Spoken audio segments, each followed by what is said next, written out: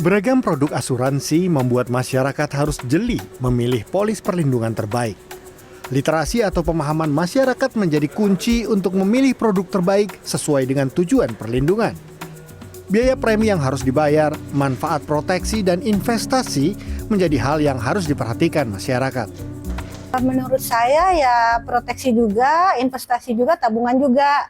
Karena ya proteksi ya untuk menjaga kita ke depannya, entah kita sakit atau bagaimana.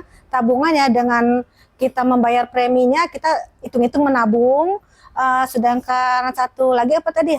Investasi ya, dengan investasi menurut saya juga sama dengan tabungan itu. Kalau kata suami sih biarpun nggak pernah dipakai gitu ya, tapi minimal karena BPJS kan kita juga bantu orang lain ya.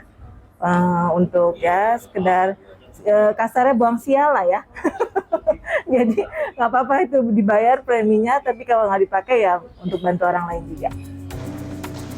Pengamat asuransi Irfan Raharjo menjelaskan, dalam membeli polis asuransi kesehatan, masyarakat harus terbuka mengenai kondisi atau riwayat kesehatan calon tertanggung. Hal ini menjadi penting agar produk asuransi dapat memberikan perlindungan paling tepat sesuai profil resiko.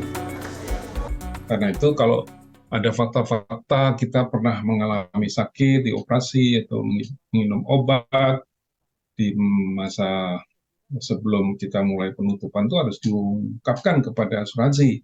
Karena kalau tidak itu bisa dianggap kita tidak memberikan fakta yang sebenarnya atau menyembunyikan fakta yang sebenarnya. Itu yang paling penting karena itu penolakan klaim itu paling banyak disebabkan oleh itu.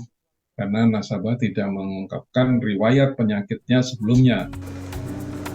Adapun dari sisi imbal hasil investasi atau tabungan, masyarakat harus paham tentang naik turunnya kinerja unit link yang menjadi basis perhitungan investasi di dalam produk asuransi. Hal tersebut sebaiknya bisa ditanyakan secara detail kepada agen atau penjual polis sebelum membeli produk asuransi. Oleh karena itu, perusahaan asuransi memiliki tanggung jawab untuk melatih dan merekrut agen dengan baik, karena menjadi ujung tombak literasi asuransi di masyarakat.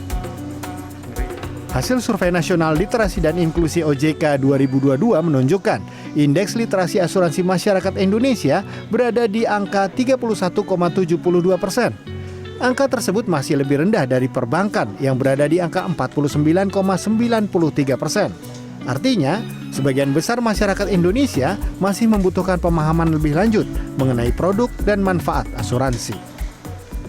Harapan kita nanti inklusi kita genjot tinggi, tapi literasi juga kita dorong. Karena kita tahu memang potensi kemudian terjadi dispute ke depan kalau mereka menggunakan produk keuangan tapi nggak paham, itu juga bahaya. Berdasarkan data OJK, pendapatan premi asuransi Januari hingga Mei 2023 tercatat sebesar 124,69 triliun rupiah, terkonstruksi sebesar 1,62% dibanding periode yang sama tahun sebelumnya.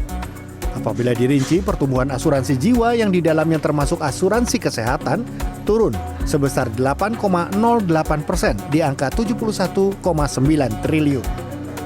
Namun demikian, akumulasi premi asuransi umum tumbuh positif 8,8% year on year menjadi 52,78 triliun rupiah.